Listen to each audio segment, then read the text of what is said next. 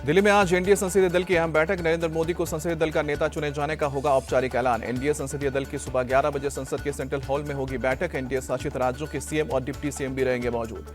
बैठक के बाद एनडीए पेश करेगा सरकार बनाने का दावा। नरेंद्र मोदी के साथ चंद्रबाबू नायडू और नीतीश कुमार राष्ट्रपति भवन जाकर राष्ट्रपति मुर्मू को सौंपेंगे समर्थन की चिट्ठी। एनडीए की बैठक में शामिल होने के लिए नेताओं का दिल्ली पहुंचना जारी। चंद्रबाबू नायडू देर शाम तक दिल्ली पहुंचे। एनडीए शासित राज्यों के सीएम का दिल्ली आना जारी। योगी आदित्यनाथ, हेमंत बिस्व शर्मा, भूपेंद्र पटेल, विष्णुदेव साय, भजनलाल शर्मा, नायब सिंह सैनी, मोहन यादव और पुष्कर सिंह धामी दिल्ली पहुंचे। एनडीए शासित राज्यों के डिप्टी सीएम भी बैठक में होंगे शामिल। देवेंद्र फडणवीस, सम्राट चौधरी, विजय सिन्हा और केशव प्रसाद मौर्य समेत ब्रजेश पाठक भी दिल्ली पहुंचे। नरेंद्र मोदी के पीएम पद के शपथ ग्रहण का तारीख बदली गई। 8 जून की बजाय अब 9 जून शाम को 6 बजे शपथ होगा। राष्ट्रपति भवन में प्रधानमंत्री के शपथ ग्रहण समारोह की तैयारियां जारी। तस्वीरें सामने आई। नई सरकार के गठन को लेकर बीजेपी में बैठकों का दौर जारी। पीएम आवास पर देर रात तक पीएम मोदी, जेपी नड्डा, अमित शाह की बैठक हुई। पीएम आवास से पहले बीजेपी अध्यक्ष जेपी नड्डा के घर हुई मीटिंग। अमित शाह और राजनाथ सिंह की मौजूदगी में सरकार बनाने की रणनीतियों पर चर्चा की गई। दिल्ली में बिहार के सीएम नीतीश कुमार के घर हुई जेडीयू की मीटिंग। आलोक सुमन बोले, बिहार को विशेष राज्य दर्जा देने की मांग बरकरार है। जेडीयू संसदीय दल की आज सुबह 9:30 बजे बैठक होगी। ललन सिंह बोले, हम लोग एनडीए के साथ हैं। विपक्ष पर बरसे बिहार के डिप्टी सीएम विजय सिन्हा, उनकी मंशा कभी पूरी नहीं होगी। नीतीश जी एनडीए का हिस्सा हैं। दिल्ली में आज एलजेपीआर के संसदीय दल की सुबह 9 बजे बैठक होगी। चिराग पासवान करेंगे नेतृत्व। एलजेपीआर चीफ चिराग पासवान की दो टूक, मैंने मंत्री पद नहीं मांगा है, मोदी को पीएम बनाना मकसद था।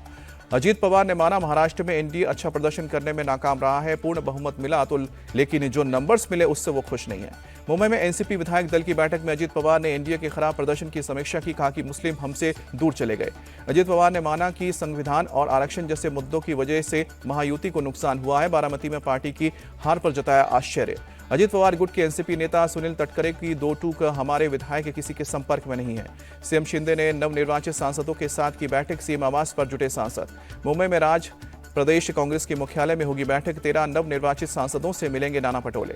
8 जून को होगी कांग्रेस वर्किंग कमेटी की बैठक। दिल्ली में कांग्रेस मुख्यालय में होगी बैठक। मुंबई में टीएमसी महासचिव अभिषेक बनर्जी की उद्धव ठाकरे से मुलाकात। कई अहम मुद्दों पर रणनीति पर चर्चा हुई। संजय राउत ने अभिषेक और उद्धव की मुलाकात को कर्टसी मीटिंग बताया। कहा कि बीजेपी खिचड़ी पकाने की कोशिश में है, लेकिन इस बार उसकी खिचड़ी नहीं पकेगी। संजय राउत बीजेपी पर किया हमला। कहा कि मोदी की सरकार बन भी जाएगी तो टिकेगी नहीं। संजय राउत ने जताई आशंका। कहा कि मुझे लगता है कि कुछ लोग योगी जी को हटाने की कर रहे हैं कोशिश। कांग्रेस नेता वर्षा गायकवाड़ बोली, महाराष्ट्र में जीत महाविकास अघाड़ी की संयुक्त जीत है।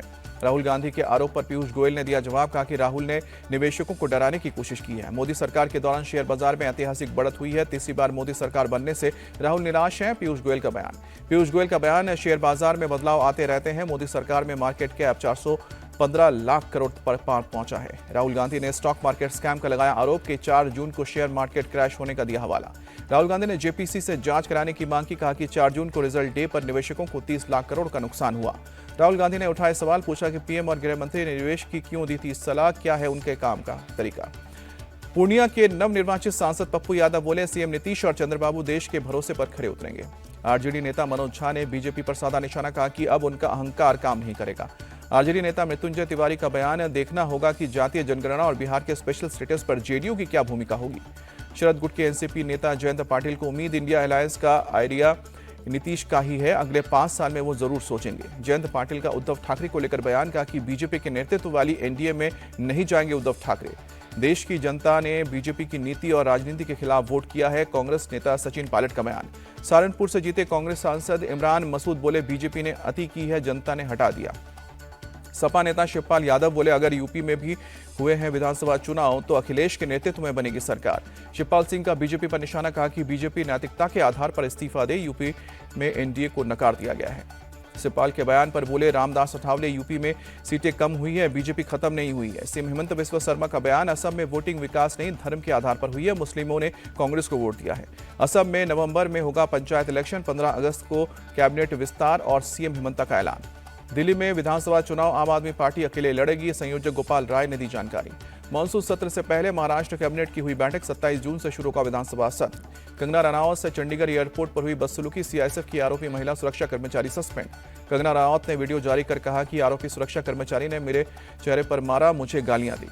आरोपी कुलविंदर कौर ने कहा कि मेरी मां किसान आंदोलन में बैठी थी। कंगना ने कहा था कि 100 रुपए में किसान आंदोलन में बैठी हैं महिलाएं। कंगना से बदसलूकी पर बोले हरियाणा के सीएम नायब सिंह सैनी, बोले कि आरोपी पर सख्त कार्रवाई होगी। जेडीयू नेता केसी त्यागी बोले अग्निवीर योजना के अलग अलग क्लॉज पर चर्चा करने की जरूरत है। आप नेता संजय सिंह और कांग्रेस नेता दीपेंद्र हुड्डा ने केसी त्यागी के बयान पर जताई सहमति, कहा कि अग्निवीर योजना के खिलाफ है देश। अग्निवीर योजना को सेना की छवि को खराब किया है, इसे खत्म किया जाना चाहिए, शशि थरूर की मांग। बंगाल बीजेपी के अध्यक्ष सुकांत मजूमदार की गाड़ी को बशीरहाट में टीएमसी कार्यकर्ताओं ने रोकने की कोशिश की। पोस्ट पोल वायलेंस से प्रभावित कार्यकर्ताओं से मुलाकात करने जा रहे थे सुकांत। मौके पर मौजूद सुरक्षा कर्मियों ने किसी तरह हालात को काबू में किया। बंगाल बीजेपी अध्यक्ष सुकांत मजूमदार ने एसपी ऑफिस पहुंचकर की मामले की शिकायत। हैदराबाद में जनसेना पार्टी प्रमुख पवन कल्याण अपने भाई और अभिनेता चिरंजीवी के आवास पर पहुंचे। चिरंजीवी का पैर छूकर आशीर्वाद लिया। चिरंजीवी ने पवन कल्याण को गले लगाकर दी बधाई। पूरा परिवार हुआ भावुक। जीत के जश्न को मनाने के लिए चिरंजीवी के आवास पर पहुंचे थे पवन कल्याण। चुनाव आयोग ने देश भर से आचार संहिता को खत्म किया। 16 मार्च को हुआ था लागू।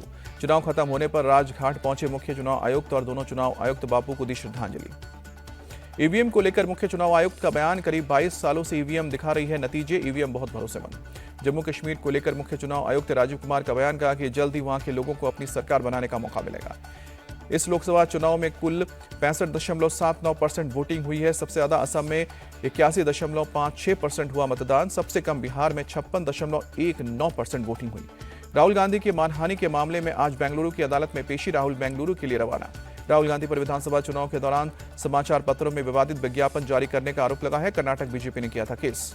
संसद पर हमले के 6 आरोपियों पर दिल्ली के एलजी ने यूएपीए लगाने की दी अनुमति। 13 दिसंबर 2023 को हुई थी घटना। चीनी वीजा स्कैम केस में कार्ति चिदंबरम को मिली राहत। दिल्ली की राउज एवेन्यू कोर्ट ने रेगुलर बेल दी।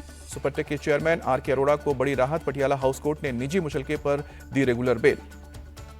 जनप्रतिनिधि कोर्ट ने जेडीएस नेता प्रज्वल रवन्ना को 10 जून तक पुलिस हिरासत में भेजा है। सेक्स स्कैंडल केस में आरोपी हैं। एनआईए की टीम को इम्फाल हवाई अड्डे पर बड़ी सफलता। मणिपुर हिंसा को बढ़ावा देने और आतंकी गिरोह से जुड़ा मुख्य आरोपी अरेस्ट हुआ। दिल्ली में भीषण जल संकट बरकरार। टैंकर से अलग अलग इलाकों में पहुंचाया जा रहा है पानी। दिल्ली को जल संकट से निकालने की कोशिश, सुप्रीम कोर्ट का आदेश। हिमाचल 137 क्यूसेक पानी यमुना में छोड़े। सुप्रीम कोर्ट के फैसले पर बोले वीरेंद्र सचदेवा, दिल्ली सरकार के झूठ की पोल खुली। कोर्ट ने हरियाणा को पानी देने को नहीं कहा। दिल्ली एनसीआर में बीती रात चली धूल भरी आंधी। मौसम में अचानक आए बदलाव से लोगों को गर्मी से राहत मिली।